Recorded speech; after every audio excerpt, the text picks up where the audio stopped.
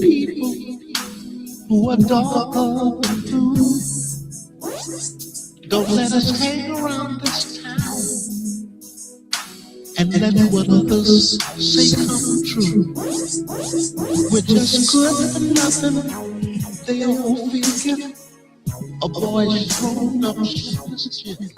Hey, welcome to another episode of Darker Than Blue here on WPFW 89.3 FM in the Washington, D.C., Maryland, and Virginia area. I hope you all can hear me well out there in WPFW land. And for those of you who are watching on the socials, on my Substack, on my Patreon, or on YouTube, on Black Liberation Media.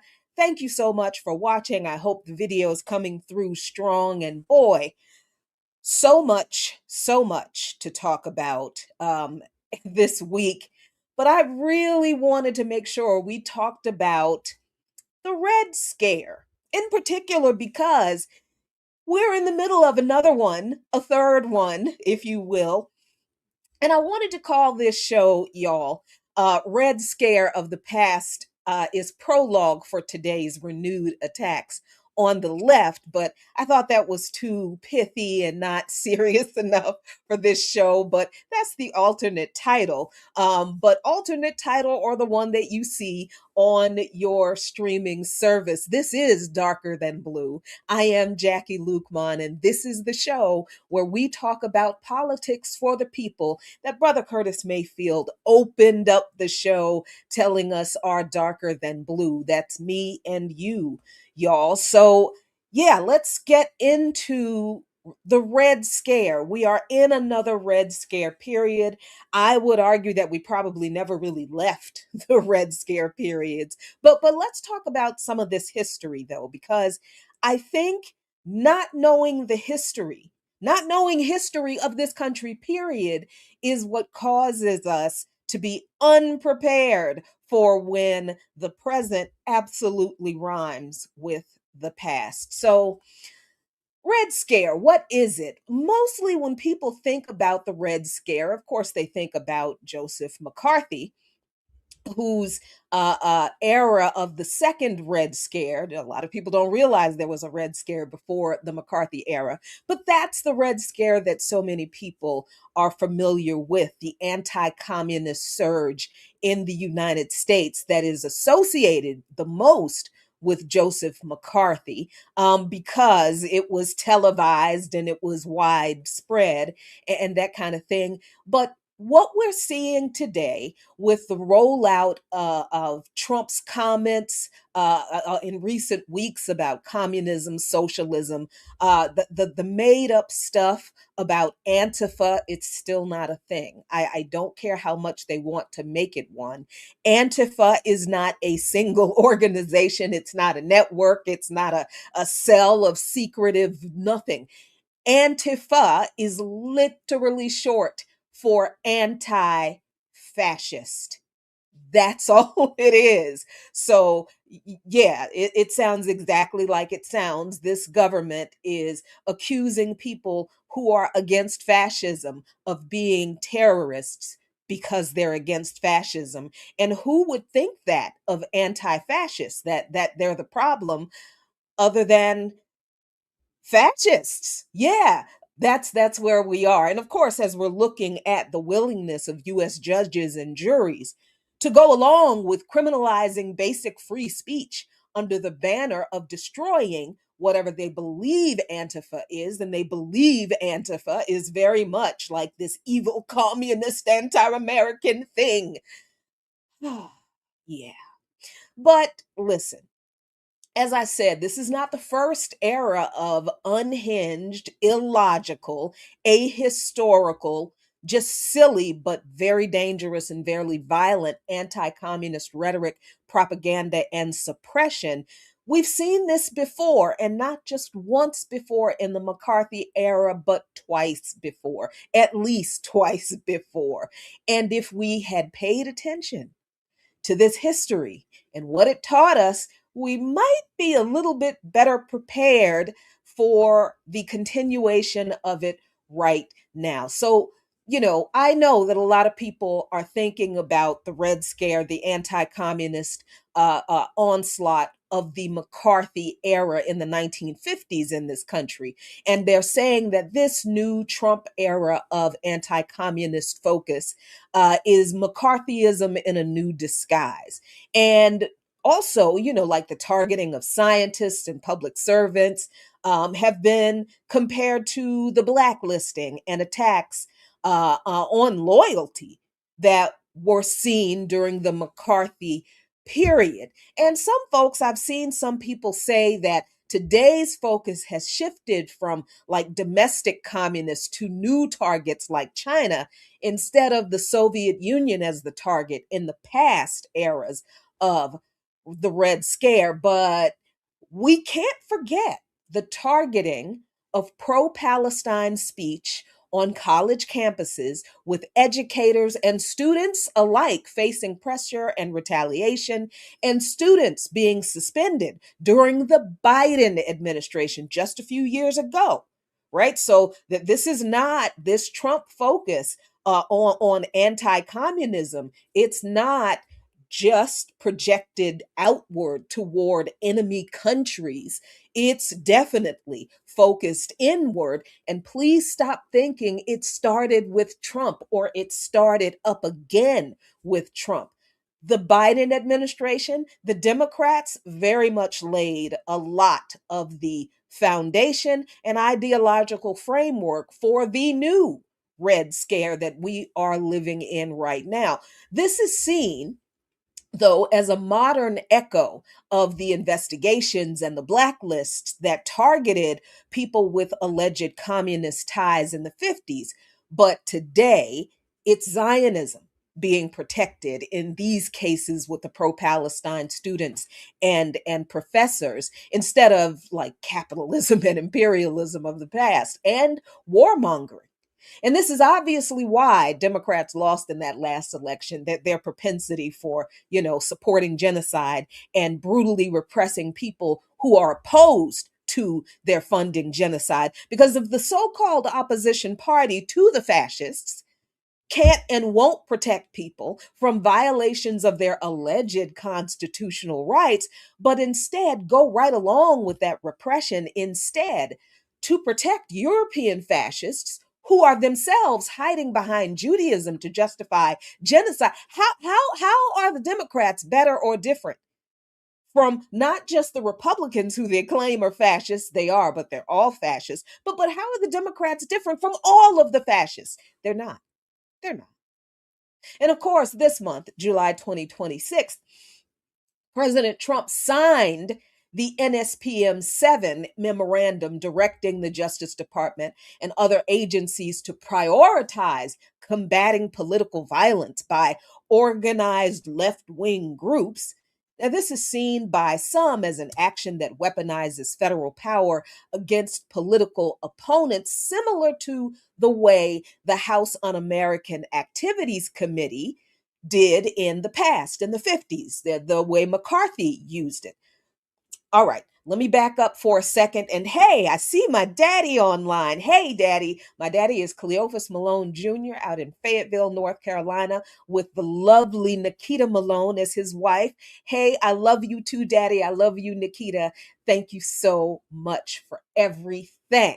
All right, now let's talk about the NSPM. What is it? The National Security Presidential Memorandum number 7 is the directive issued by the Trump administration that was issued on September 25th of last year, outlining a national strategy to counter domestic terrorism and organized political violence, but not from, MAGA supporters, not from the Proud Boys, not from the Oath Keepers, not from the January 6th insurrectionists. No, from the so-called left. And they didn't mean Democrats either, because they know doggone well the Democrats are not actually left. Yeah, the key directives in the NSPM 7 was to direct joint terrorism task forces to investigate and disrupt networks involved in political violence, rioting, doxing, and related criminal offenses. These are things that right wing activists have all done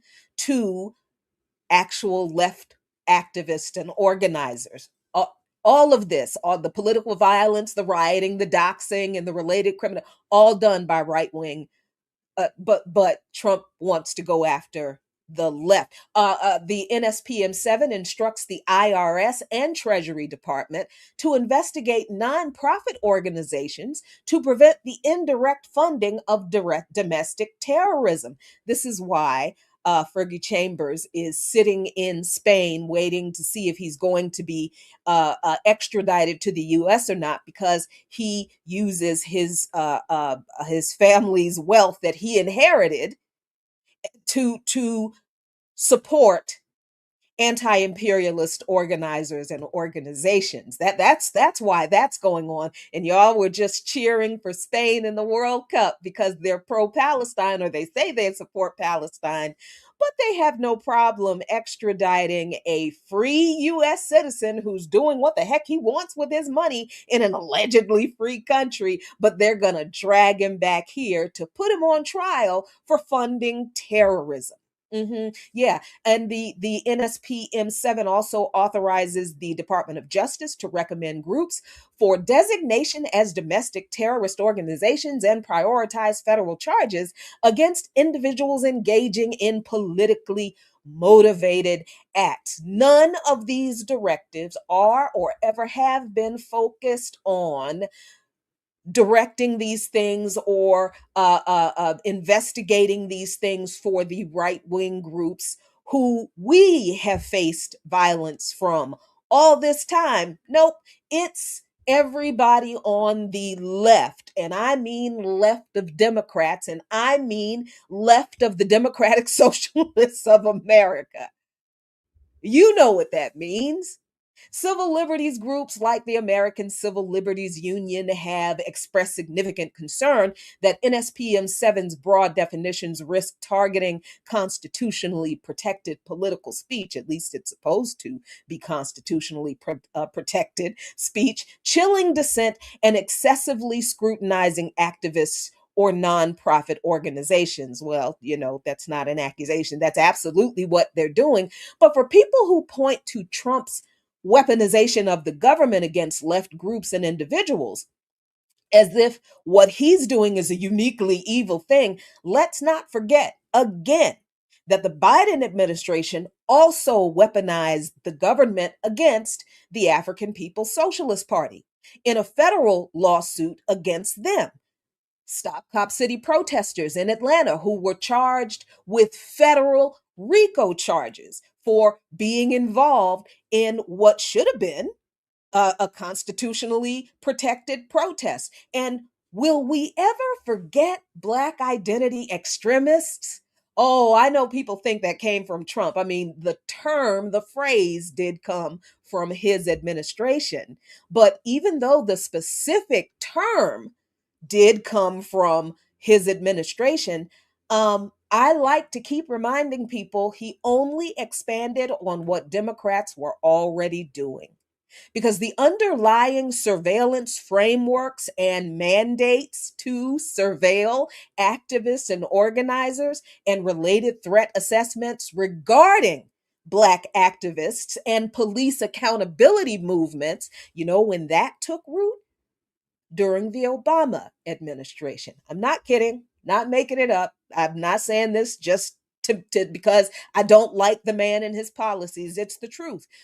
During his administration, the early intelligence tracking and broad countering violent extremism framework, the CVE framework, that laid the groundwork for what Trump continued to do.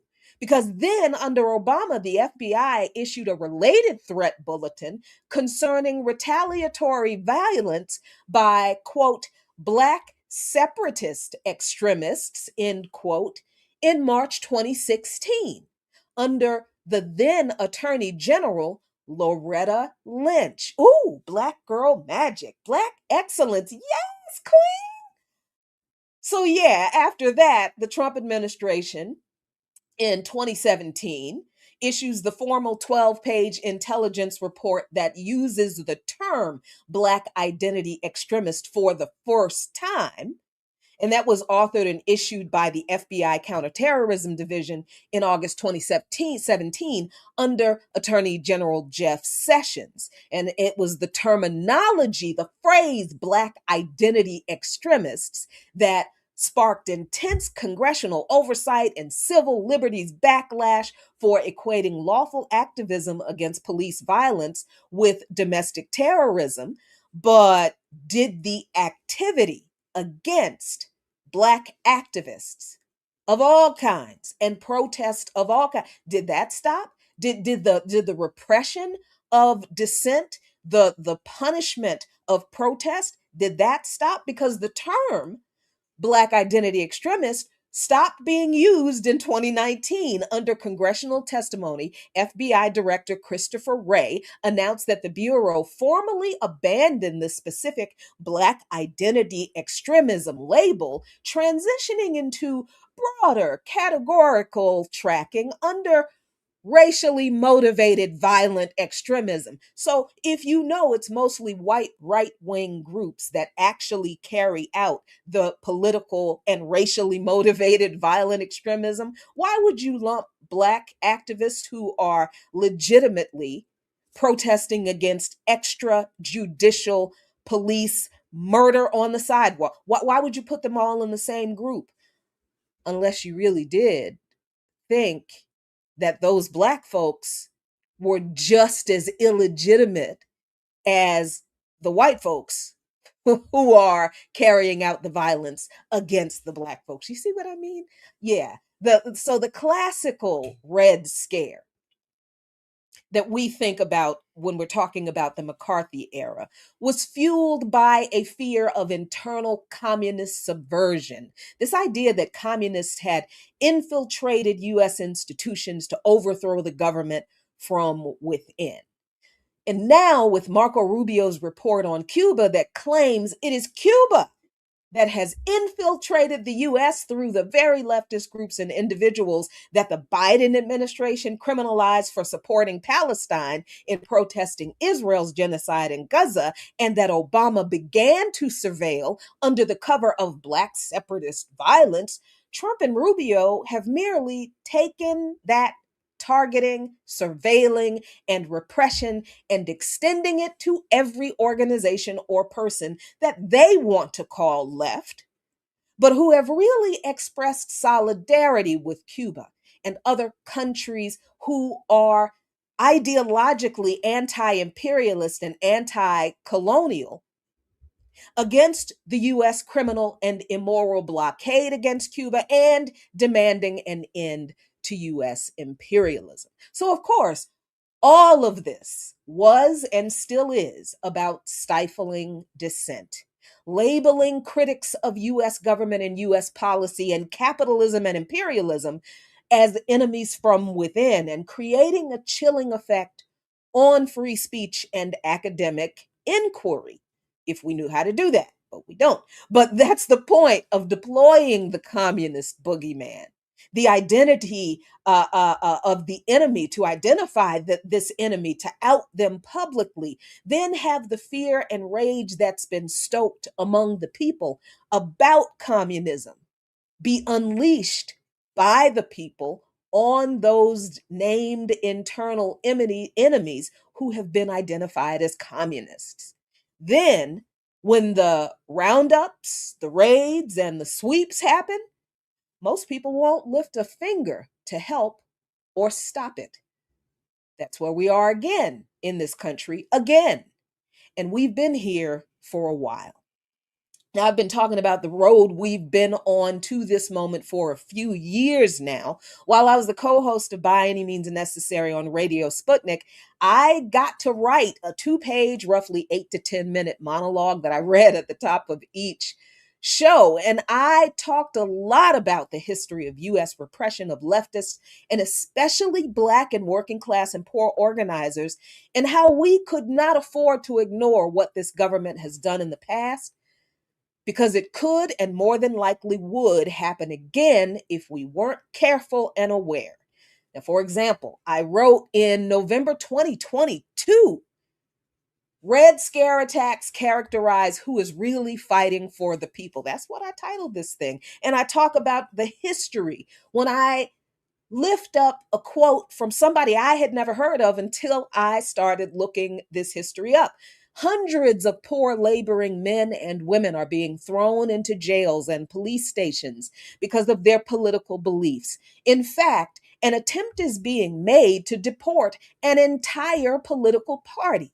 These men and women, who in some respects are more American in ideals than the agents of the government who are tracking them down, are thrust into cells so crowded they cannot lie down.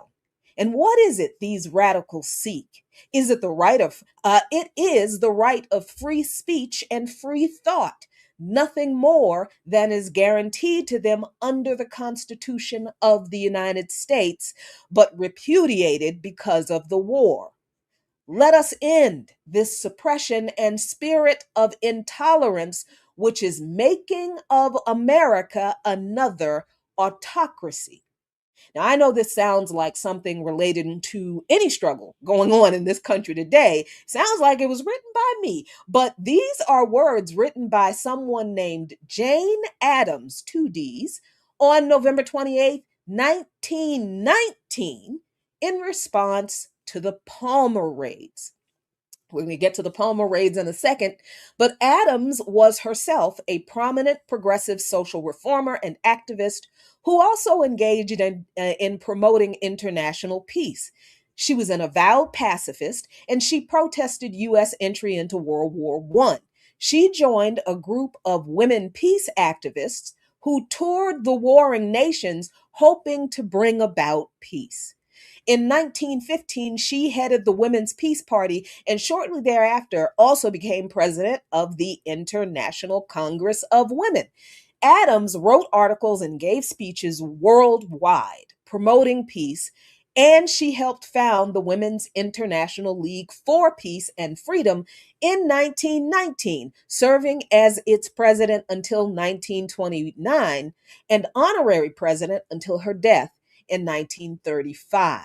She was awarded the Nobel Peace Prize for her efforts in 1931, the first American woman to receive the award. So Jane Addams was no lightweight in this regard. And the Palmer raids, let's talk about that, because the Palmer raids were also called the Palmer Red raids. They were raids conducted by the U.S. Department of Justice in 1919 and 1920. And yes, that date is exactly when you think it is. And we're going to talk about that in a minute too, because it's absolutely connected. But these raids were carried out by the Justice Department in an attempt to arrest foreign anarchists, communists, and radical leftists, but really anybody who was foreign they could claim were those things, many of whom were subsequently deported. See, the 1917 Russian Revolution inflamed American fears of the spread of radicalism and immigration from Europe, contributing to the first Red Scare, or fear of Bolshevik infiltration in the United States. And this happened amid an unstable and volatile society here because following World War I, there was rampant inflation, unemployment, massive and violent suppression of labor strikes, and the thing you all were thinking, the brutal race riots during the Red Summer of 1919 in the United States, all happened at the same time, contributed to a sense of fear and foreboding that the end of World War I did not ease. So somebody had to be blamed for all of America's problems, y'all. You know that's how they do things here. And instead of looking within, in the mirror, at themselves, the American way was to find a scapegoat. So, led by Attorney General A. Mitchell Palmer, who was not always an anti-communist crusader, as he had a history of supporting civil liberties, But Palmer was also very ambitious to obtain the Democratic nomination for presidency in 1920 and believed that he could establish himself as a law and order candidate. See how long these people have been doing this? The bait and switch. The I'm a member of the opposition party, but I'm going to appeal to the law and order repression of the other party to get them to vote for 1920, y'all. Together with J. Edgar Hoover, Palmer created the General Intelligence Division in the Federal Bureau of Investigation and secured an increase of funds from Congress to devote to anti-communist activities by the Justice Department.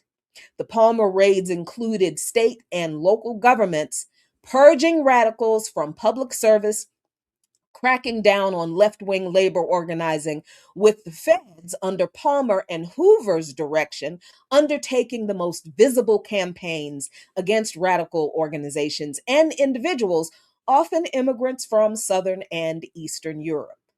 Between November 1919 and January 1920, nearly 250 people were deported and nearly 10,000 people in 70 cities were arrested. Of course, there was no Bolshevik plot that was ever uncovered, but that was really never the point. Now, the point was violent suppression of dissent against the status quo and stopping any organizing among the masses to envision and fight for an American society that is unified to support the interests of the working class and the poor rather than the moneyed elite.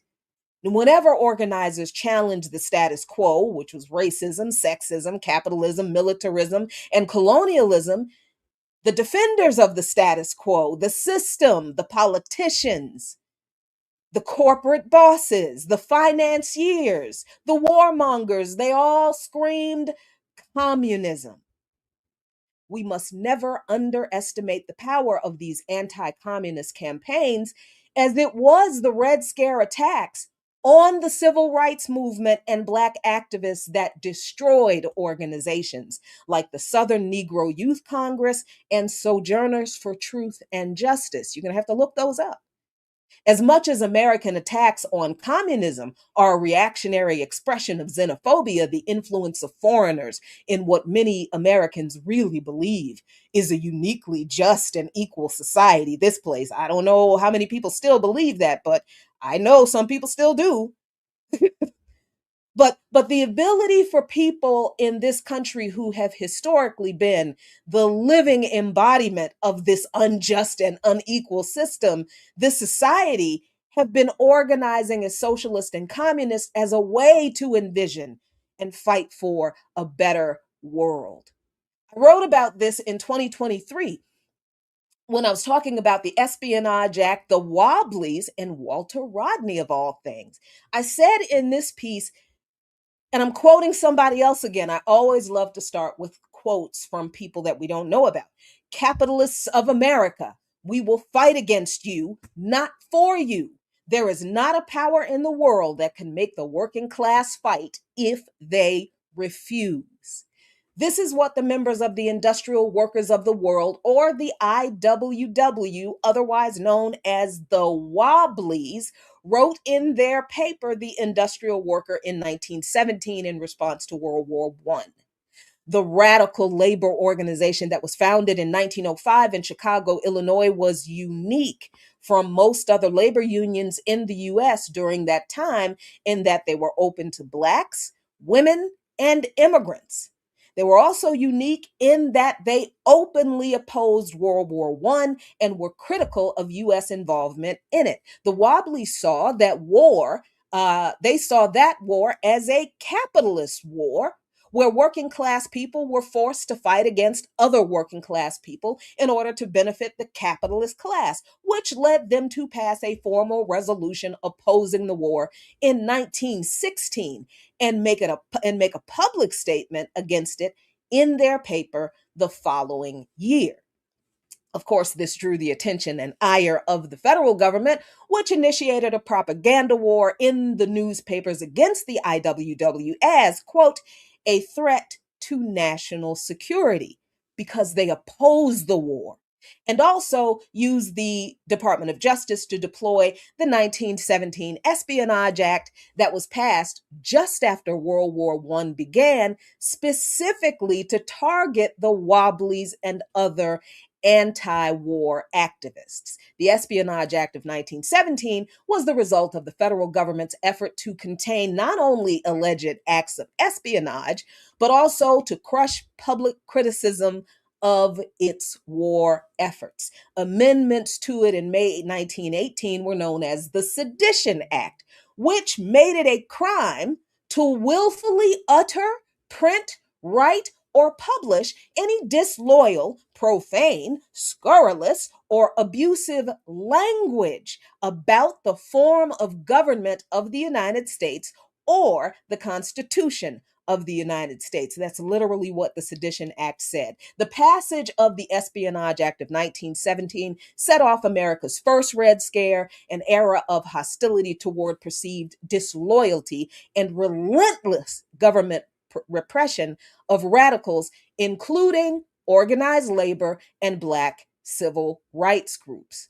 And although the Sedition Act amendment was repealed in 1921, the original Espionage Act remains in force and has been at the center of several important cases, including the unsuccessful federal government's lawsuit against the New York Times and the Washington Post to try to keep them from publishing the Pentagon Papers in 1971, and the successful cases against Reality Winner, Edward Snowden, Chelsea Manning, Julian Assange more recently. So this is the law that was used by the Justice Department to raid the offices and private homes of the IWW in several cities and ultimately indict over 100 Wobblies for allegedly being influenced by the Germans. Sound familiar?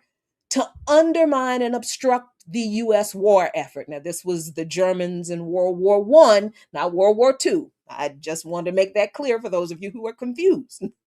So when the Chicago trial opened in April 1918 of the Wobblies who were arrested, more than 100 Wobbly leaders were on trial, each facing more than 100 separate charges. Having no evidence to support the charges, for a month and a half, prosecutors took turns reading from the captured documents and lecturing the jury on the subversive and atheistic nature of Wobbly doctrine. The IWW's defense attempted to put its accuser, the capitalist system, on trial. A succession of union members took the stand to testify about their experiences in the struggle against the exploitation of man by man.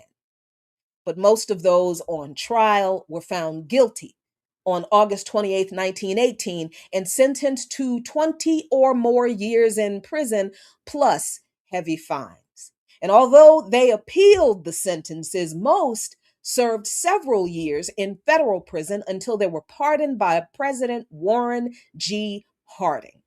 The raids, arrests, and incarceration of hundreds of Wobblies, along with the mass deportation of hundreds more, diminished the ranks of the radical union so deeply that it took decades for the IWW to recover. It remains in existence today, a shadow of its former self, sadly, and resistance to U.S. militarism and capitalism by the Wobblies should be a continued lesson for those of us resisting today. So let's be clear, though, that the repression we're seeing today against so-called communists, Marxists, leftists, Antifa, whatever Trump wants to call them, this repression is as American as America itself. But let's talk about more of that on the other side of this break. It is a little past 30 minutes past the hour. You know what time it is, y'all. It is time for a WPFW station break. So, engineer extraordinaire, what do we have on tap for the people today? WPFW's summer membership drive runs August 2nd through the 15th. During that time, we hold space for you, our listeners, to support the critical work that we've done for 49 years. Our theme is reimagining Black liberation through our collective humanity in honor of Black August.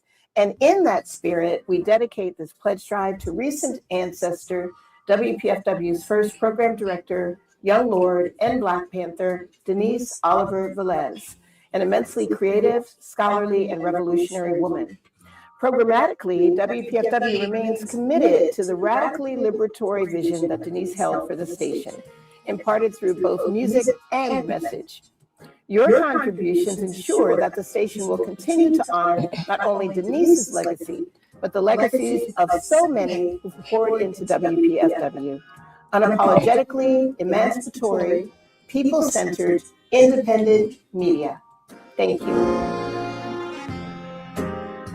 No, thank you. Thank you, WPFW, for giving me an opportunity to do this, for Darker Than Blue to exist, to be on this hallowed frequency.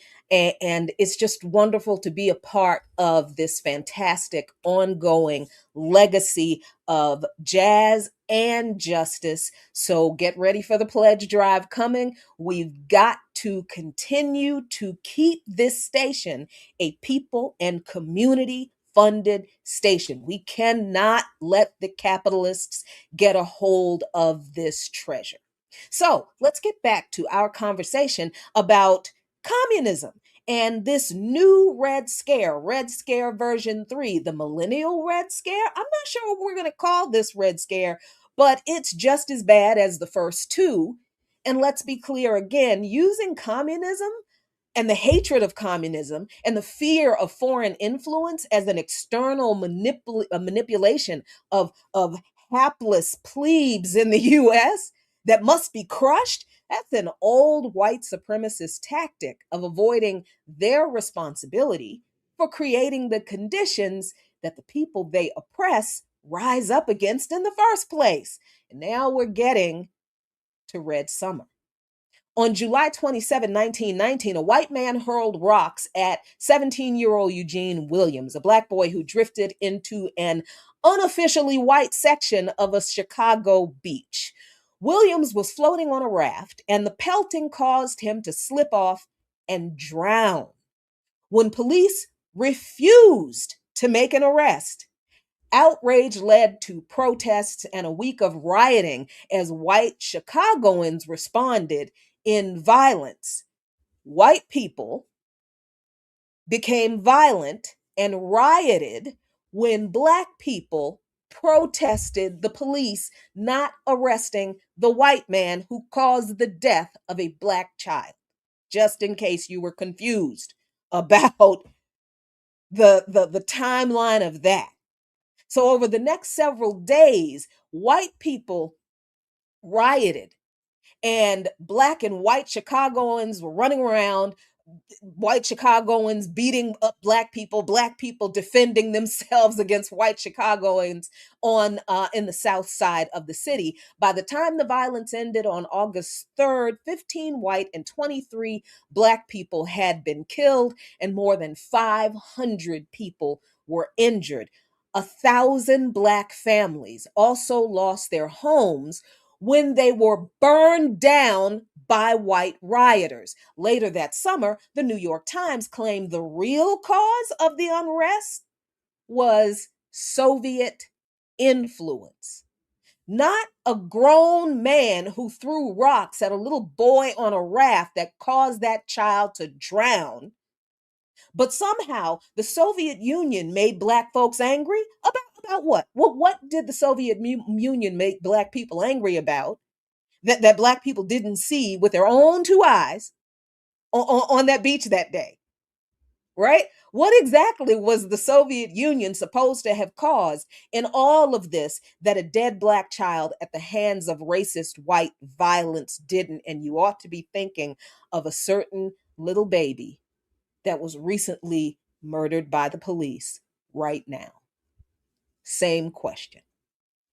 This was a common conspiracy theory to find in northern white newspapers during Red Summer, which was a period roughly between April and November 1919 in which race riots broke out in at least 18 states and Washington, D.C., where white mobs instigated these riots, and black people, who many of whom had just come back from World War I, and many of whom were attacked in their uniforms.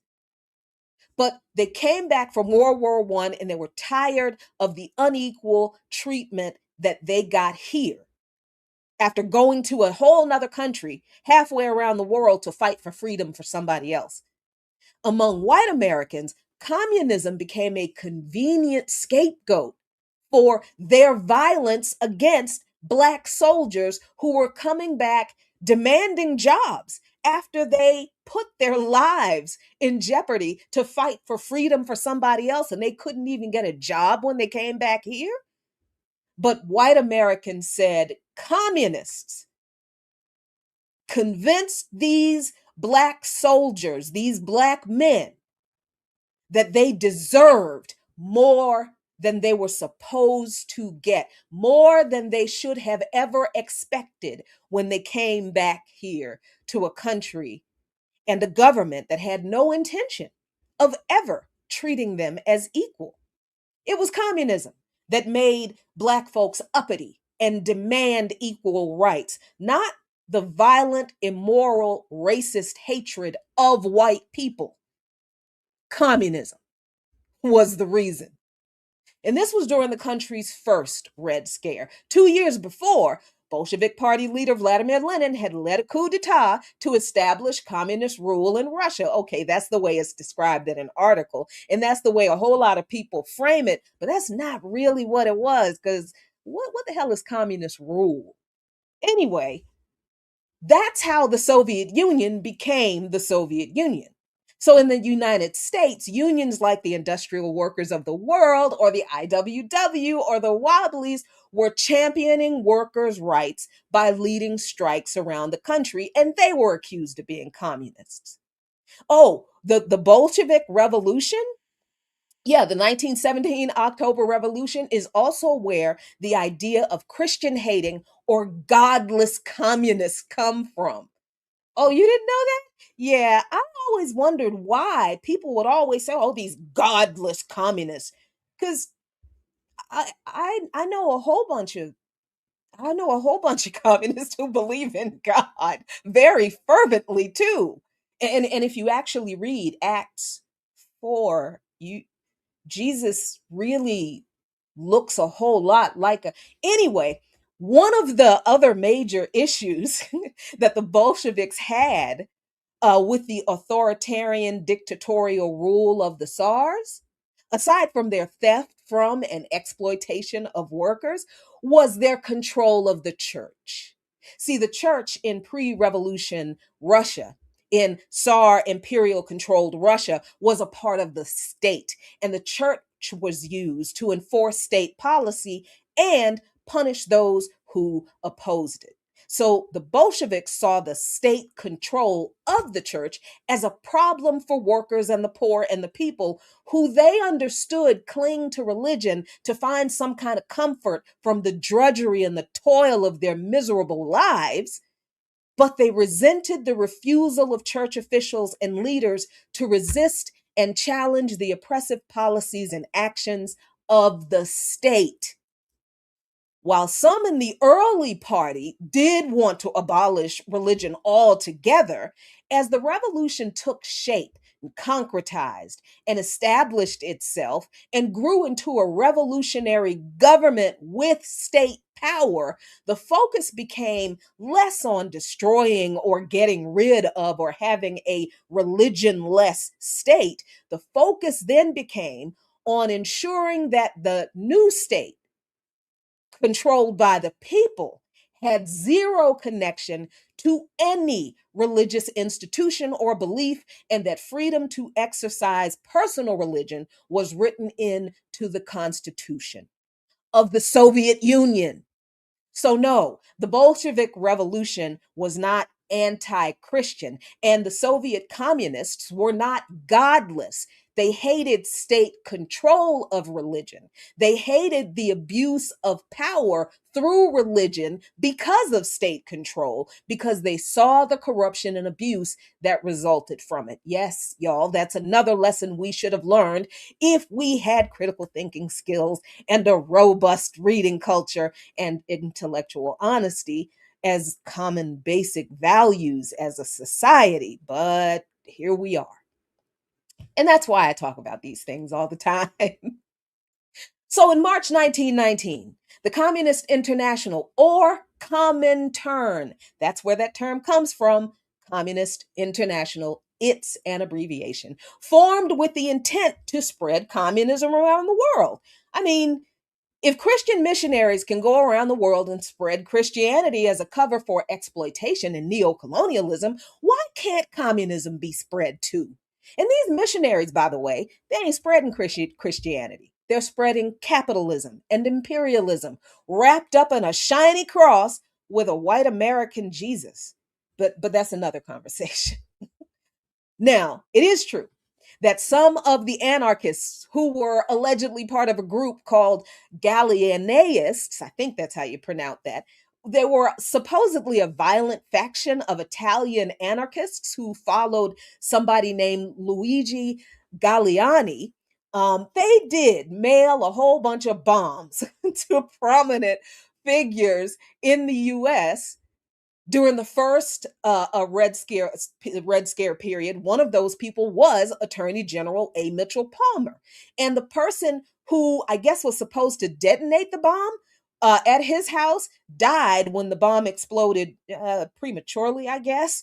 But despite the government identifying the organization that they believed was responsible for sending over 30 bombs to judges, politicians, and businessmen, no individual was ever successfully tried or convicted for mailing the initial wave of package bombs due to a lack of concrete evidence. Now, look, y'all, help me make sense of this.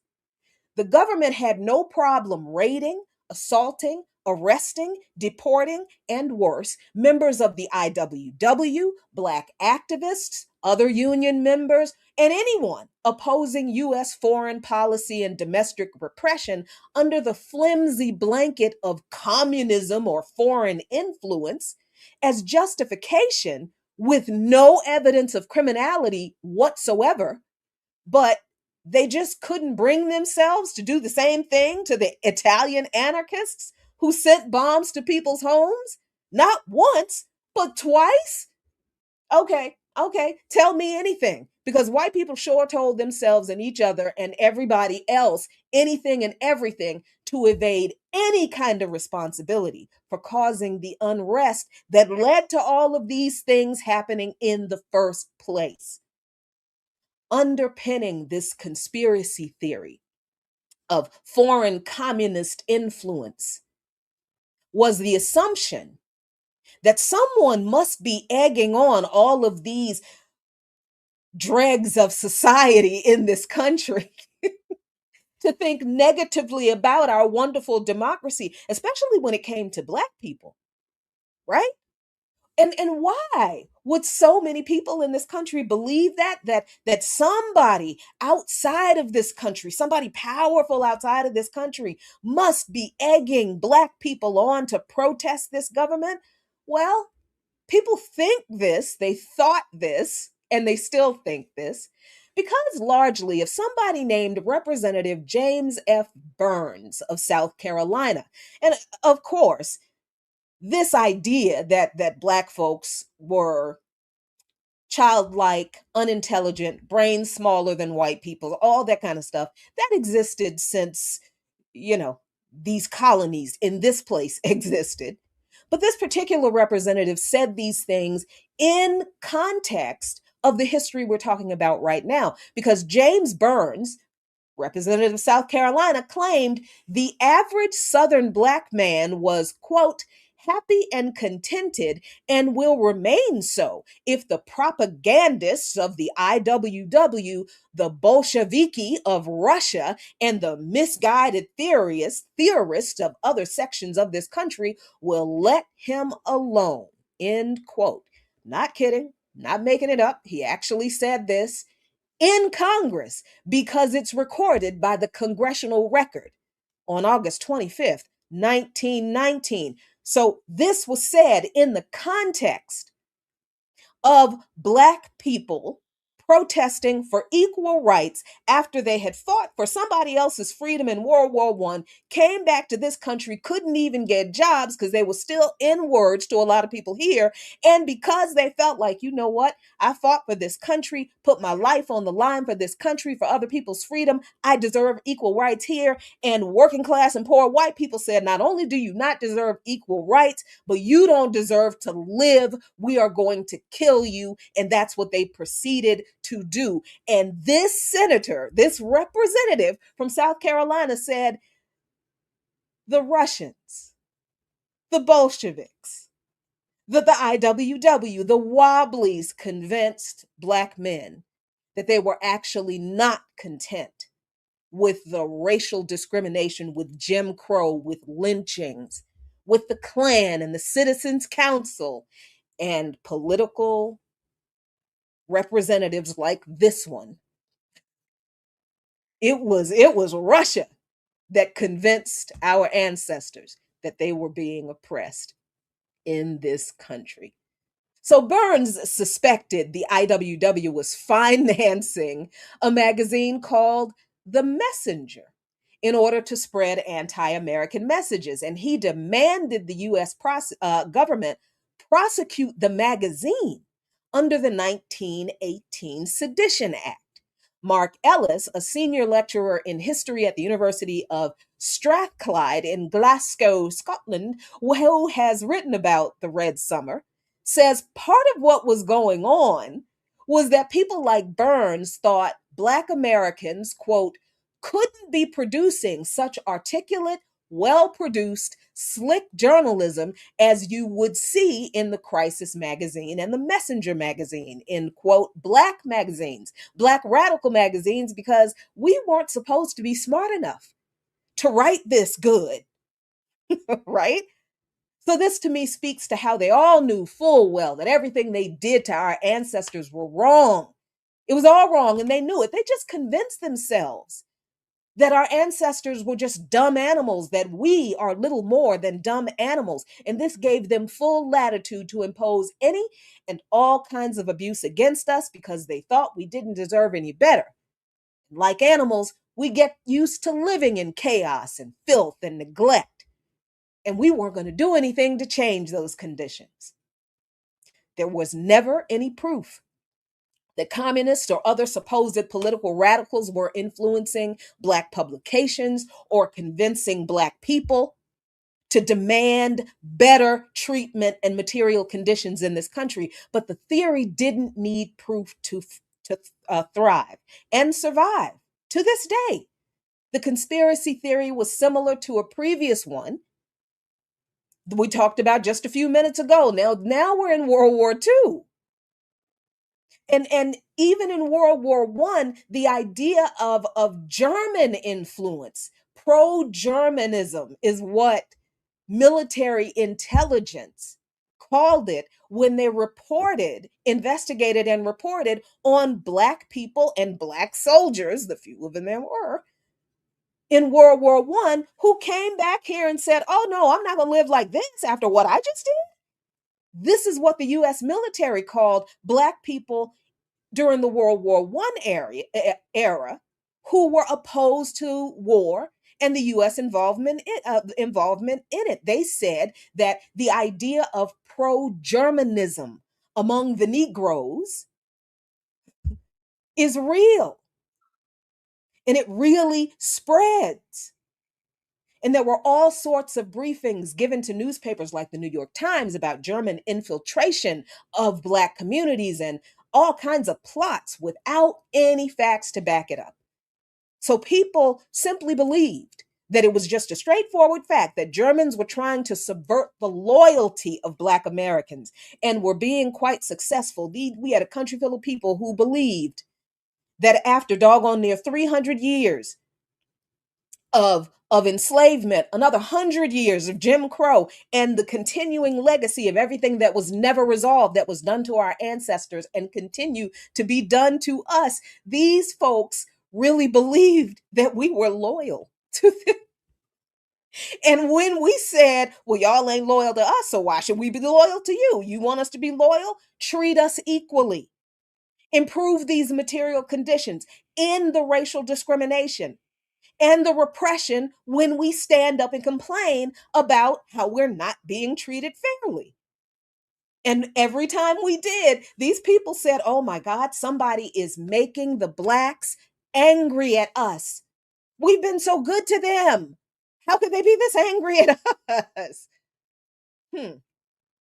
Cameron McWhorter, author of a book that I really, I can't say I enjoyed reading it, but it's an important read. The book is called Red Summer, The Summer of 1919 and the Awakening of Black America. He says, I think there was always a concern in American history by some whites that African Americans were plotting against them. The rise of the Bolsheviks and the collapse of Russia, the rise of anarchism and anarchists leaving bombs at people's doorsteps in 1919 really fueled this notion that somehow the Red Summer was linked to these radical movements.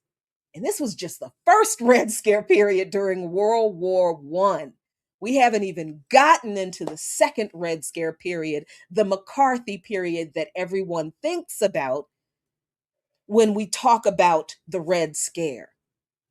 So I guess we're just going to have to finish that up next week, y'all, because I am out of time here on Darker Than Blue. But I think we have to have this conversation about this history because, all right, history may not repeat itself, but as my dear comrade, Dr. Sharice Burden-Stelly says, history may not repeat, but it sure as hell does rhyme. And here we are in the rhyming part of history with Red Scare version 3, Millennial Red Scare, Trump Red Scare, looking just like Red Scare 2 and Red Scare 1. So join me next week here on Darker Than Blue, either on WPFW FM 89.3, on YouTube at Black Liberation Media, Facebook, Luke Mon Nation, Instagram, Luke Mon Nation, Substack, Patreon, Luke Mon Nation. Any way you can, please join me here to continue this conversation about this new Red Scare. Thanks so much. This has been Darker Than Blue. I'm Jackie Lukeman. A luta continua. The struggle sure will continue because they ain't gonna stop doing this. But if we keep learning the history and connecting it to today, Victoria Acerta, victory is certain. Peace, y'all.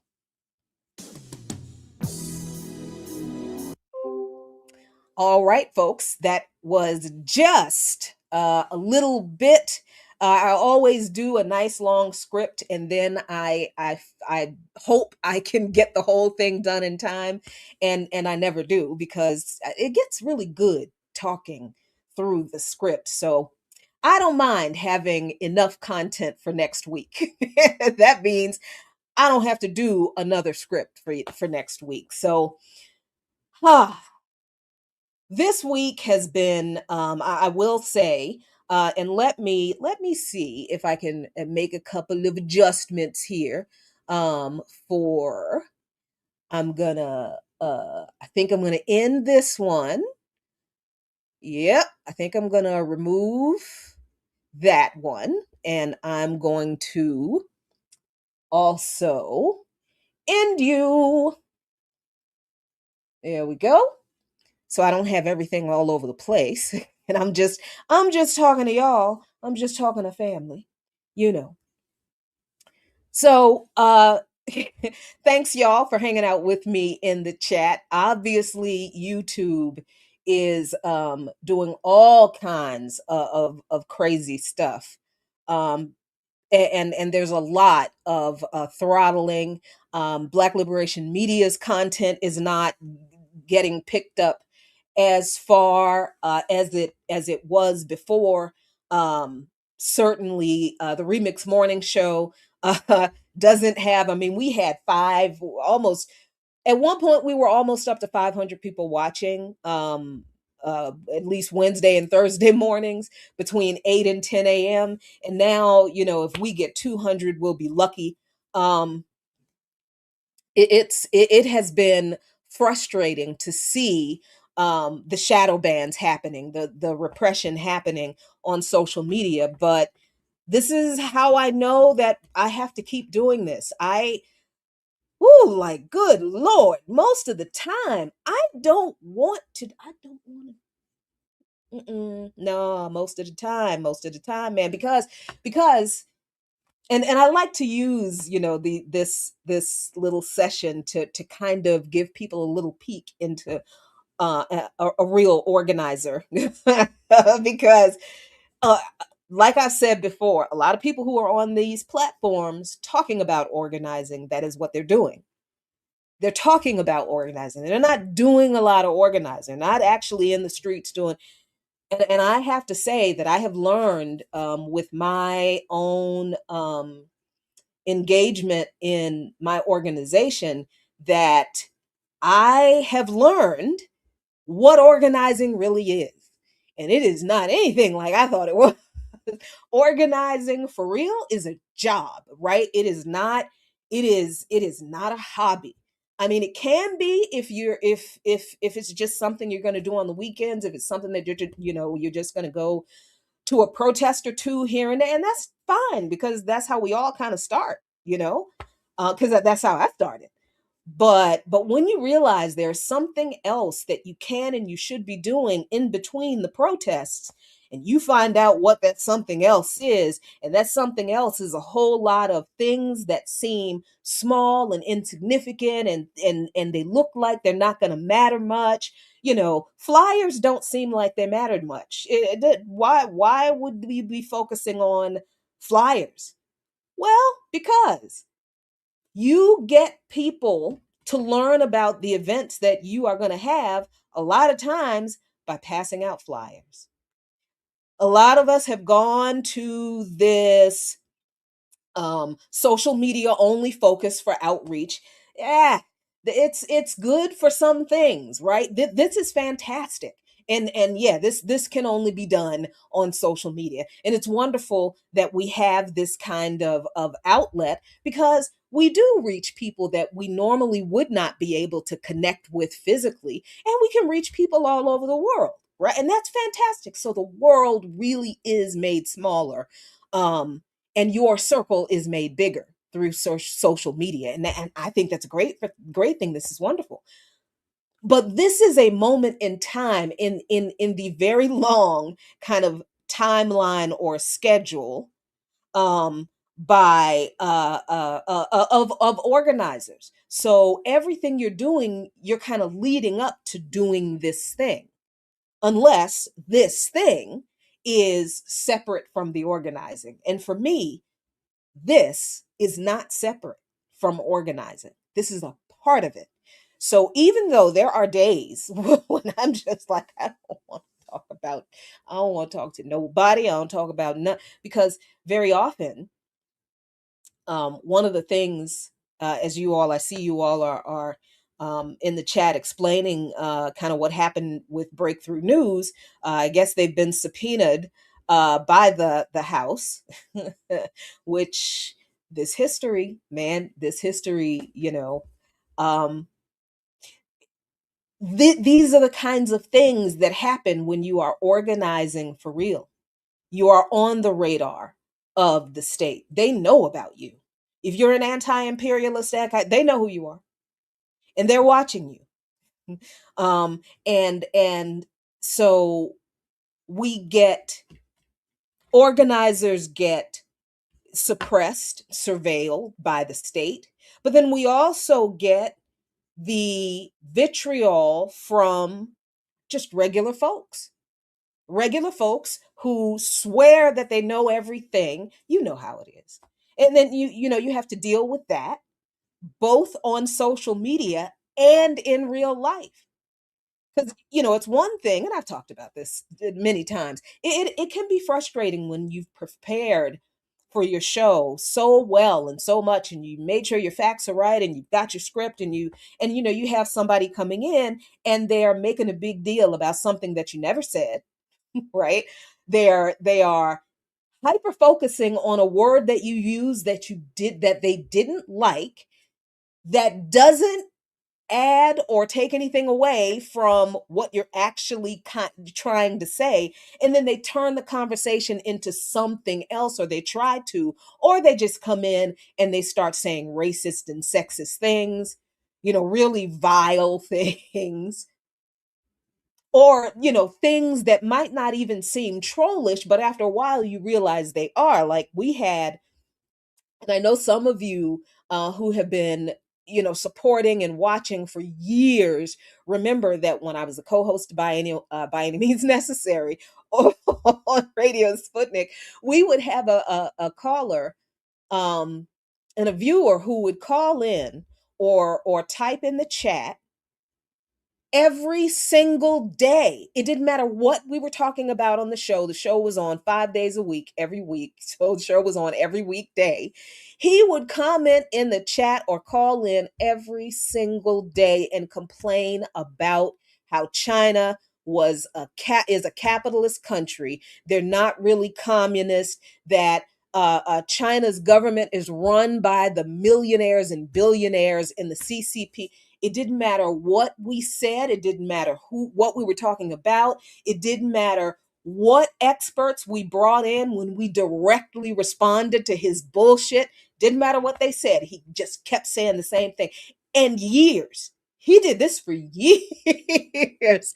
And he did it. He even does it today.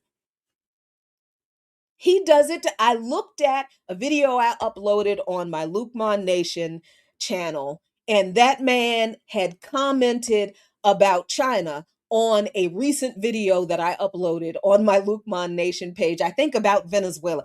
And this is the kind of shit that people do. It's all of it. And I'm trying to ignore it, because they always say, oh, ignore the chat. Yeah, that there's only so much ignoring, somebody calling you a monkey, or somebody, saying you're a man, or somebody lying about you, or someone coming in and hijacking the confidence. Oh my God. Every day, every week, every time you're online, oh my God, it is just, and then you have to go to a meeting where people are people, or you go to a protest and you're speaking and there are counter protesters and they're saying these things to you in public live, and you got to keep your shit together in front of all of the people that you are speaking to at that, because I cannot be caught on video at a protest. I'm supposed to be talking my shit for my organization and for those people, to understand that we here in this country understand what you're struggling against. And I cannot be cussing out because I'm going to lose the inspiration and the hope that I'm trying to give people. And then everything is going to be about that person. And I don't want to give them any attention. So I've got to actively ignore those people. And I've got to help people who are also at the protest realize you should do that too. You should ignore these motherfuckers too, unless they put your hands on you. And I've actually said at a couple of protests where a couple of people, the Zionists, they were really crazy. They were just, oh, you got an N-word talking about she knows all the, ooh, Lord have mercy. But they're off to the side, and as long as nobody's touching each other, DC police, they ain't gonna do too much of anything. But when they look like they're going to put their hands on one young woman, and they start to hyper focus on this young woman and start to openly mock her body, right? And then the woman among them, the Zionist woman, is starting to say that she hopes the girl gets raped by the Muslims she loves so much. or the no, she said Arabs. That's what it was. Yeah, yeah. Um, that's when I was like, I'm talking my stuff, and I hear this what they're saying to this young woman, and I said to the girl, I didn't talk to them, sis, sweetheart, do not get, because she is screaming at them, and I was like, honey, don't waste your energy on them motherfuckers, and I did use the word. This is what they want. You are better than them. They are beneath you. This is all they've got. Don't give them this much. Come on back over here, leader, motherfucker. And she kind of did. Poor thing, she was red in the face. She was just absolutely flushed. They realized they had isolated her and they were swarming her. And you can't give them that. That kind of stuff should be reserved for the experts. You don't go toe to toe with those psychos. You act like you ignore them until somebody puts their hands on somebody. And then somebody better have some training, because ain't nobody calling no police, because we know the police will arrest us. So do you understand? So as much as it is really difficult for me,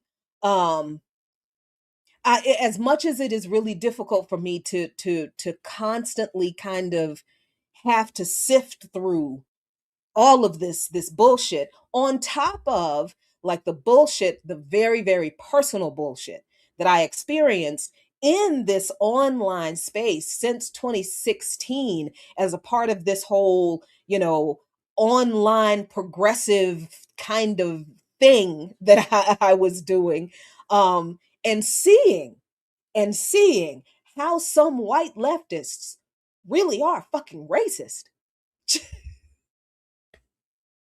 Like, imagine my shock.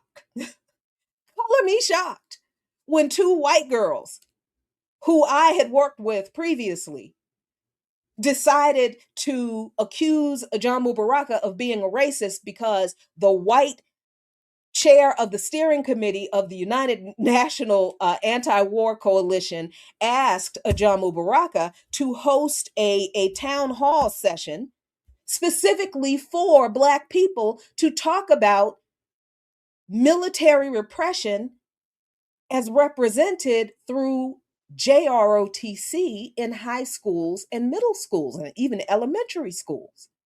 Because this was something that UNAC had never talked about before. They wanted to really focus on growing their membership, revitalizing the anti-war movement, and they knew they had not focused on the Black community as much as they should have. They admitted that. And they asked Ajamu if he would have a workshop for Black folks in the community that the conference was held in, which was Richmond, Virginia, to talk about JROTC in their kids' schools, why they're there, and what it means about their relationship with this capitalist system. These two white women who were darlings of the online progressive left. Oh, Debbie Luzignan and Claudia Stauber. That was her name. Yep. We attended the same conference. I was there. I didn't attend the first day. I had to be there the second day. They were there the second day. I was there the last day. They were there the last day. The last day, they had an open question session, where all of the attendees could just come up, ask questions, that kind of stuff. Now, I didn't attend the workshop, but I was told about the workshop because the person who took the pictures in the workshop sent the pictures to the organization, because this is what we do. This is how we document our work. So I'm seeing, this workshop looked like it was attended really well, looked like a lot of Africans from the community were there, which was fantastic. That's what we wanted. And it looks like some white people were there too. And I'm like, that's Claudia. I know her. So I realized she's there. So I, go there the next day. I'm in Washington, D.C., so Richmond's not too far. And I see them both, Claudia and Debbie, and they both, well, Claudia says hi. Debbie always kind of acted like I didn't exist. Even there were several times I saw her at protests at events, and I'd always say, "Hey, Debbie," and she'd just kind of sit there. And I'm like, okay, so I stopped wasting my greeting on her. But yeah, so we we're doing the question and answer thing, and I get up and I say something like, I really want to thank UNAC for making the effort to reach out to the Black community here in Richmond, because this conversation is so important. Yeah, something like that. I really want to thank you all for thinking of Black folks and really making an effort to include us in this process. Really, really appreciate. And it looked like it was a fantastic event, and I hope you continue to do it. After I say that, they get up. Well, Debbie Luzignan gets up, and Claudia is videoing her. Um, and my comments and my remarks are captured in UNAC's video of the event. So you're gonna have to go onto UNAC's website, United National Anti-War Coalition's website, and I think that conference was in uh maybe 2015, perhaps 16, the one that was in Richmond, Virginia, whatever year that was. But if you watch those videos and if you watch the closing sessions, I'm in that video. I asked that question, and you see me ask the question. I'm significantly bigger because I've lost a lot of weight, but that is me. But um, but then after me, Debbie comes up to the mic. Claudia is videoing her, live streaming. And Claudia says to the UNAC um, uh, um, panel that if they want to grow their organization, what they have to do is stop othering the right. That's what she said. Because, see, this was after that period of time when all of these alt-right freaks marched on, yeah. And all of these alt-right freaks come out and say, hey, Bernie Sanders isn't so bad. We want universal health care too. We could probably get it if the left would fight for it with us. And then some on the left say, well, yeah, we might get universal Medicare for all if we fight for it with the right wing. So then a whole lot of white leftists start hanging out with a whole lot of these alt-right people, and black and other leftists and white leftists who have some fucking sense try to tell these people, okay, not only are the people that you like to hang out with on their podcasts, like Mike Chernovic and these other people, rape apologists or flat out rapists themselves, and they're racists and they're transphobes and they're bigots, but they really hate you. They hate us all, and they hate our African and our indigenous and our queer and trans and our disabled and our immigrant friends. Why would you organize with people who want to kill our comrades? The white leftists were like, you don't understand. We need to win. We may not disagree on everything, but we can make this strategic decision to fight for Medicare for all together. And all of these other issues like racism, sexism, homophobia, transphobia, ableism, you know what I mean? All those other identity politics issues, we can wait until later. We can wait until we win Medicare for all with the alt-right to address these issues that the alt-right hates. You know how that worked out, right? You see how that worked out. So this was during that time.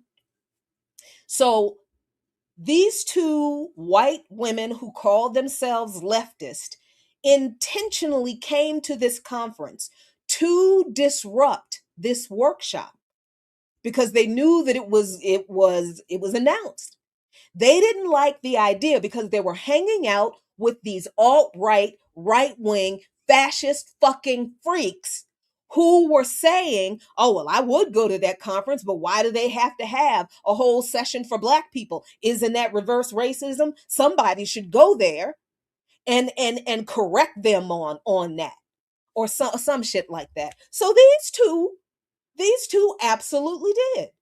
They went to this UNAC conference, went to the session, and there was a sign on the door, that explained what the session is, and explained that the session was specifically for Africans, but it also said on the sign, but anyone is welcome. We just ask that you give the floor to our African members. So, of course, Claudia was allowed into the room because I saw a picture of her that was sent by our videographer, who took a picture of remember when I said that? Yeah, she was sitting right there, sitting right in that room with her and another white guy who was a reporter for some, I don't know if it was a Richmond Times Dispatch, but a Richmond newspaper. And he wrote a hit piece about the session afterward. But yeah, Claudia Starborough sitting right up there in the session, right in front of Ajamu Baraka, right in front of him. And when I got the video of the session, she actually asks him a question. And Ajamu does what you all know he does. He was very diplomatic, and he very deftly deflected that question and reminded her, thank you for your question, but this is not a space where we are talking about that issue right now. We're talking about this issue of militarism in predominantly Black and poor schools. But I'm happy to answer that question at another time. But right now, you know what I mean? But what Claudia says to everybody after that was different. But at this closing session, Debbie Luzignan gets there. She's in front of the mic and she says, like I said, if you really want to grow your organization, this is even after I made my comments.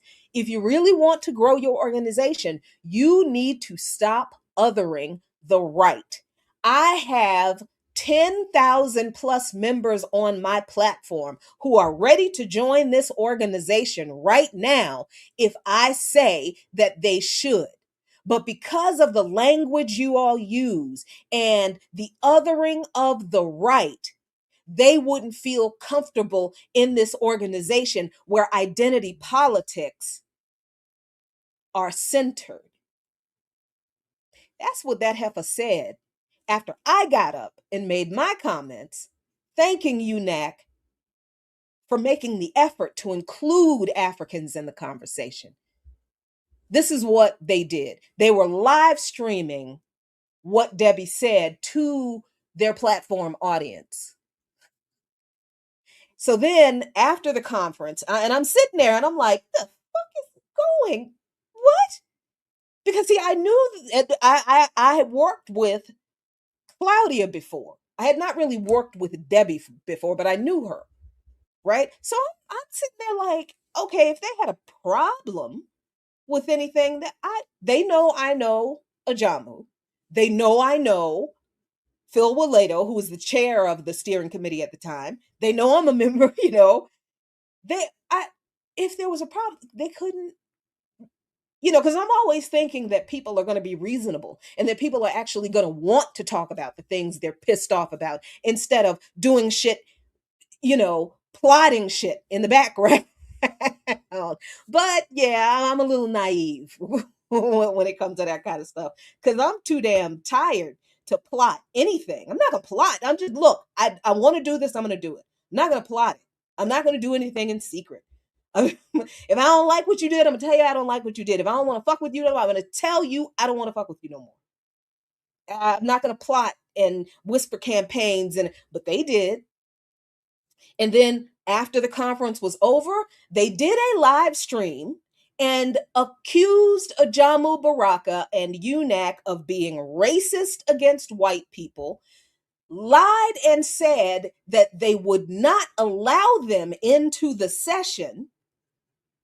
And then when I'm in the chat, and because I'm watching this thing live, because people who knew I was there and knew that they had started lying about Ajamu, they were texting me, calling me, sending me messages on Facebook and whatnot. I'm like, what the fuck are you talking? I don't ever watch these. And they're like, no, Jackie, you got to watch this. You got to watch this. They're talking about you. Me? I ain't do nothing to them heifers. So I go on their live stream and I'm watching them lie. And at one point they are showing the video that UNAC took of the session, and they show me. They show up me. I'm sitting there, and I think I had my arms crossed. And like I said in the video, I am significantly heavier than I am now because I was overweight and I was very unhealthy. So the top of me was very prominent. God was generous when he gave me those for whatever reason. So I'm just sitting there, and they're just sitting there, and I'm just sitting there with because it was cold, and I had a t-shirt on, and I'm just sitting there with my arms crossed, and this woman,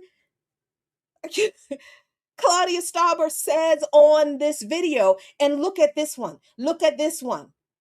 She had just made this because I think she was a German. She is of German descent or Swedish or something or other like that. Look at this one.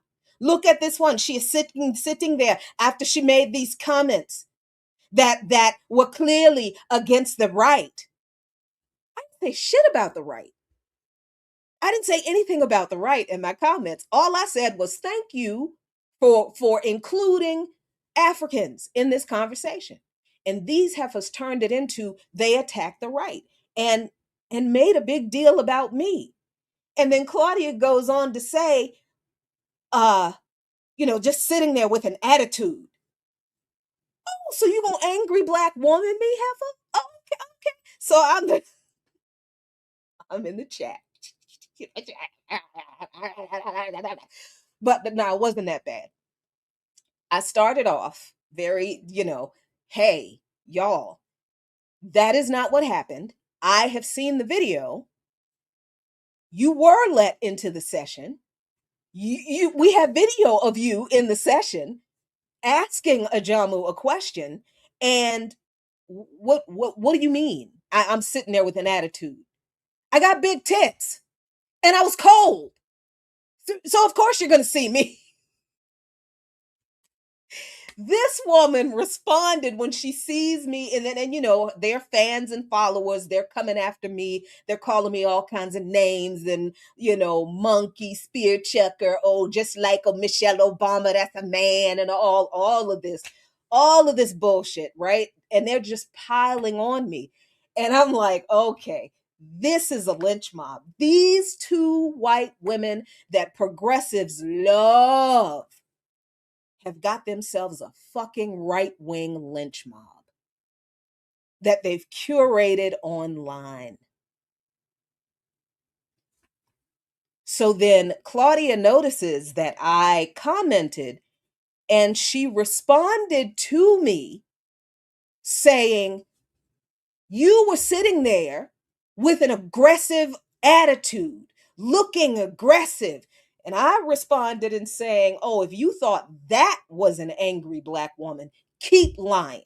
Keep lying. If you thought that was angry and aggressive, keep on lying. And she did. And I showed her exactly how angry and aggressive I could be, because by the time I was done, they had to step away from the progressive. Because see, what also happened in the fallout from that, every progressive online outlet, Jimmy Dore, Tim Black, I don't care who it was, who had a platform, they all picked up this fucked up lie of a story. And most of them were already dipping their toe in aligning with the alt-right, because a lot of these folks had these people on their shows, the Mike Chernoviches and these other alt-right bigots, these racists. But when this thing was manufactured by these two white women that the progressive community, online progressive community loved, ooh, because they preach the gospel of Bernie Sanders so well. Mm-hmm. So all of the online commentators requested interviews with them about the issue. Not one of them asked to talk to me. Not one of them asked to talk to Ajamu Baraka. They ran with Claudia Stauber and Debbie Luzignan and their alt-right, right-wing lynch mob, basically agreeing with them that what UNAC and Ajamu did was identity politics, and we need to get away from identity politics if we want to win. And so that is what that turned into. So if you want to know why there is such a foul smell of right-wing fascism on the online progressive left, whatever it is, that's why. That's what happened. That's where it came from, a part of where it came from. So this is the kind of stuff that you have to deal with when you're an organizer. And that's the in real life stuff and the online stuff at the same time, because I have been in the same physical spaces with these online commentators, and they have treated me like shit. Even after initially having me on some of their platforms, when I first started doing the online, the political commentating stuff. Oh, at first, I was a darling. Oh, because there were not a lot of Black women doing political commentary at that time. Not a whole lot, and certainly not a lot online who were not just left, but anti-capitalist, anti-imperialist. I was criticizing Bernie from the beginning, even though I was like, if we can get Medicare for all, great. But you need to understand that even if we get this man elected, we're going to have to kick his ass to go farther than that. And we see where that went, right? So this is kind of, this one story is kind of the reality for an organizer who also has an organizer who's also a journalist, an organizer who also has an online presence where we do interact with people. It's one thing to like be a journalist and work for an outlet and you don't have like a podcast or a show like this where you invite people into the chat and they can talk back to you. Being a print journalist is different because unless you read the comments of your paper, you never have to think about what anybody thinks about what you wrote. You just write your stuff, your editor rips it apart, rearranges it, you argue over what you want to keep in, you come to some agreement, it gets published, you get paid, and that's that. If somebody knows who you are, they might, but mostly a print journalist doesn't really deal with this in-person stuff. But organizers, oh yeah, all the time.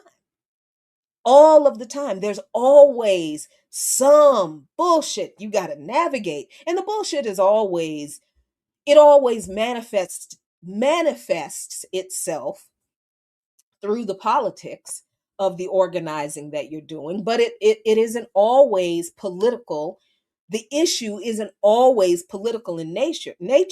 The issue sometimes is maturity. Just plain old, some folks ain't grown the fuck up yet. And I that was true of me at one time when I was an organizer. I didn't know what the fuck I was doing. I didn't know what I was doing. And I kept telling people I didn't know what I was doing. And people kept not caring. be like, I don't. What is that? What is being on an outreach team mean? What's outreach? I don't know what that is. Do that. I think I'm going to screw this up. And what I would get was, okay, but do you want to try? Well, yeah, I guess I want to try. Great, that's all we need. And the next thing I know, I'm on a corner passing out 500 flyers. You know, on a corner passing out 500 flyers and learning how to talk to people from all walks of life who just walk up to you with whatever level of knowledge and understanding that you have no idea about. So you don't know what you're going to get when you out there passing out flyers. You might be passing out flyers to somebody who is a dyed in the wool blue dog Democrat and they're going to cuss you out. You might be passing out flyers to somebody who is a dyed in the wool GOP grand old party Republican and they're going to cuss you out. But you absolutely will encounter people who will look at that flyer and say, I didn't know this. What else?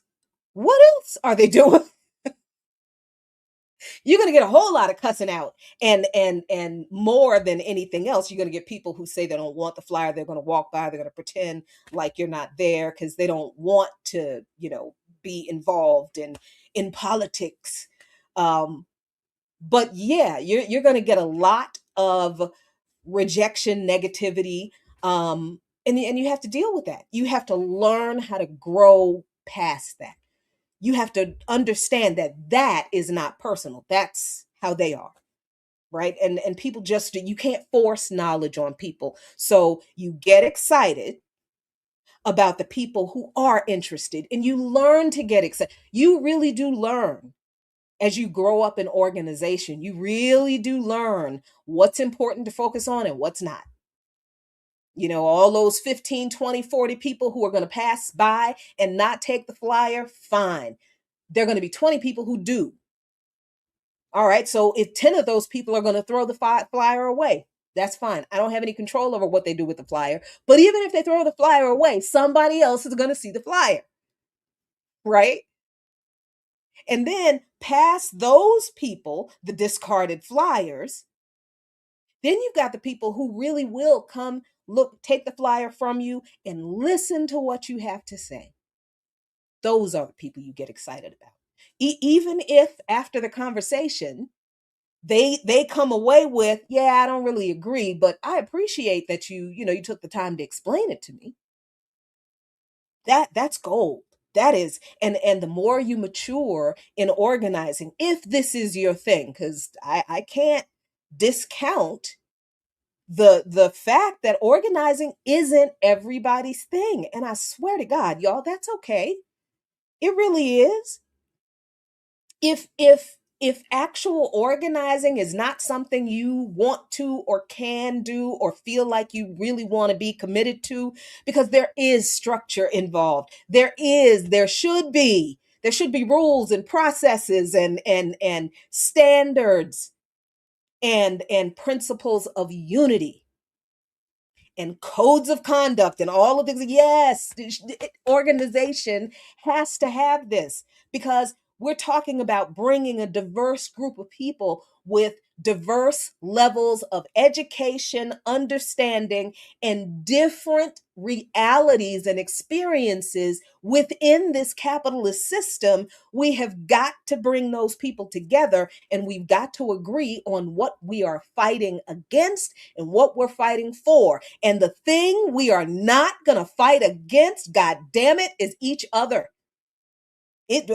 No. Mm-mm. I can't. That gets under my skin.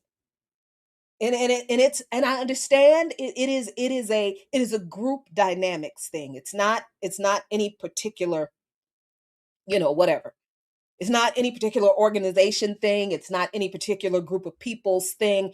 It's dog eat dog. It's this law of accumulation or law of the jungle that we're indoctrinated to believe in, that if we want to be successful at anything, we have to fight other people to stand out and be seen as worthy of what it that I think that's part of what it is.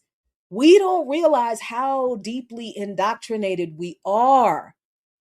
I don't think until we get into an environment in which revolutionary ideas about how we engage with each other on a societal, personal, and organizational level are very, very different from the way we're taught to engage with each other in the corporate world and even in our social lives and our family lives. I think that's kind of it, and it's very difficult. It's really difficult to get this idea of you have to compete with somebody else to prove that you are qualified to do what you're doing. Oh my God. And after 30 something years in corporate America, oh my, the way I had to fight the way I had to fight myself to stop myself from asking, mm, I wonder if people see the way I do things as different or better than the way X person does. And you're always setting yourself up to compare yourself to somebody else. And every single time you do that, you will always find a reason to come up short. So then you fuck up your own self esteem by comparing yourself to somebody who I promise is not thinking about you, other than if they are thinking about you, they're probably asking, I wonder when they're going to ask for help. They really look like they need some help, but I don't want to impose, I don't want to embarrass people, but dang, I hope they ask for help.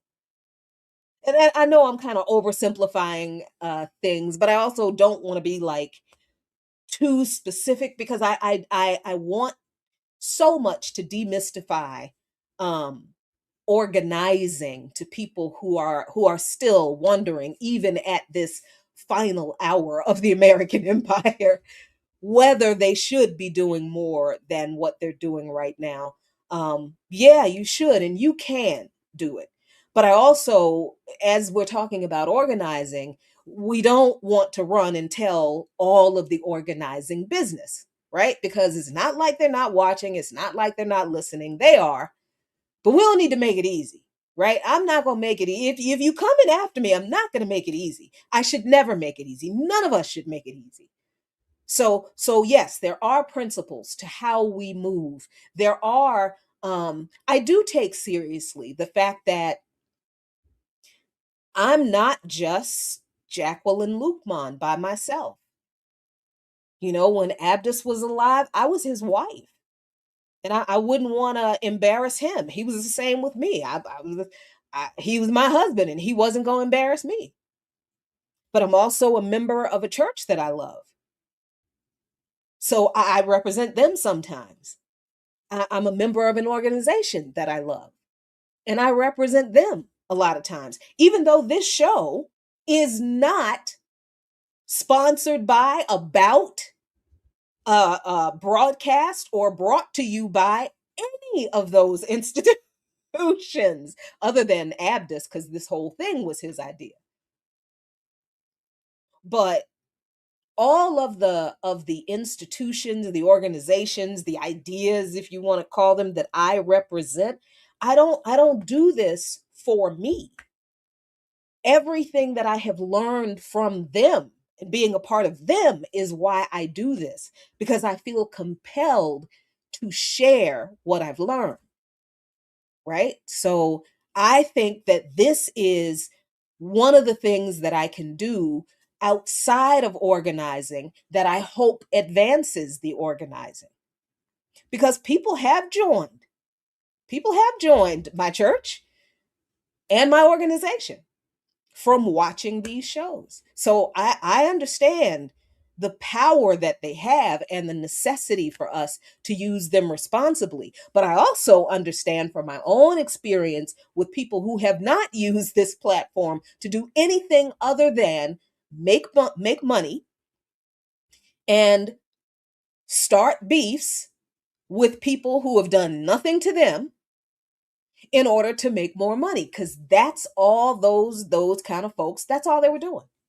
That is all they were doing. They would lie and create a controversy that they knew would piss off their fans, and they would keep that lie and that controversy going for days, weeks, months, for as long as they could get more people to watch a live stream, to watch another YouTube video, to donate, to give super stickies and give them more clicks and more likes and more YouTube ad money and more Patreon. That's what it was, opportunism.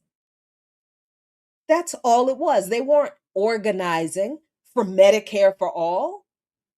They were mining for clicks and likes, and they were happy to try to drag people through the mud in order to get it. And I was one of those people. A comrade was one of those people. And I have been one of those people more than once. I will be one of those people, I am sure, again, because the opportunists have not gone away. But they, and my experiences with them and seeing how the people that folks still love on this, they still believe these people give a shit about what they talk about. These people, well, I can't say they don't believe these things. What I can say is what I started with. All they're doing is talking. They're not actually organizing for a damn thing they're talking about. And in this talking, they're also legitimizing some really fucked up ideas that are deadly for people like me and a lot of y'all. So now they're still trying to seize whatever moment we're in, whatever online political trend there is. They're going to latch on to whatever everybody is talking about at the time.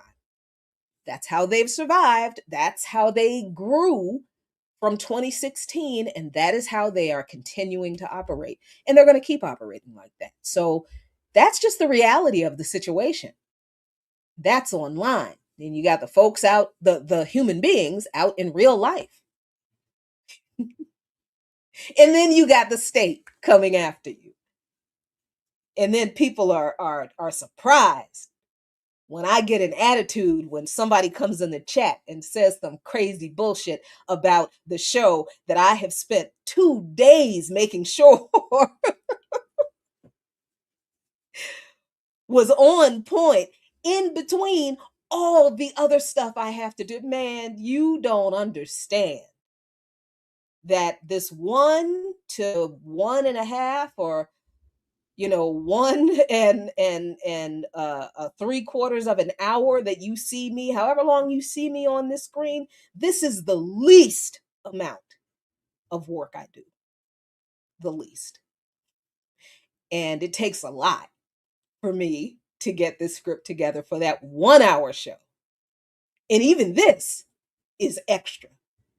You see what I mean? So I don't take you all and your support for Lukman Nation through all these years, your support for me, Jacqueline Lukman, your support for Black Liberation Media, your support for pretty much anything I put up on my, I do not take your support lightly, because a lot of you have been around with me, with us from the beginning. So you've seen a lot of this. I just wanted to let you newbies, all the new folks, in on who I am, what I do, and why I do it. I do think the wolf is at the door for us right now. I think the wolf is actually breaking into the house, metaphorically speaking. Not my house right now. I'm fine, right? But you know what I mean. And I really don't want us to continue to feed these petty online beefs internal beefs, personal beefs. I mean, there's a whole lot of people I don't like. There's a whole lot of people I don't talk to for this day and to this day, and I will never talk to for as long as I'm alive. I mean that. That there's nothing some of these people can do. Not even apologize, because they have proven to me that I can never trust them. Never. But the reason I don't talk about them, the reason I don't usually name names, the reason I don't do this kind of thing very often is because they are not the focus of my life. They are off in the corner somewhere being sleazy and skeezy and doing what they've been doing, being sleazy and skeezy. I'm over here trying to organize the best I can. We are not in the same world. So why would I give a shit about them? Especially when I have you all. All right. So thanks so much for hanging out with me for this extended dark room. I am working on, once again, some better transition material from Darker Than Blue. I keep working on this because I keep, adding new platforms and like, oh, I can stream to there too. So yeah, so I can have plenty of content to put in different places. I really appreciate you all hanging out with me tonight here on Darker Than Blue and here in the dark room every Friday, 5 o'clock. Darker Than Blue. The dark room, sometimes, at least twice a month, I do a little extra, get to cuss and, let my locks down, as it were. And on Patreon, I've got some videos of gardening and some other stuff. And on Substack, I've got articles and written things. So yeah, I'm all over the place because heck, you get one life. I think somebody should see all this crazy shit I did. If we survive this collapse. So thank y'all so much. Have a really great weekend. I am going to have a ball in my garden. I will see you all next Friday at 5 o'clock. If the Lord wills and the creek don't rise. Peace.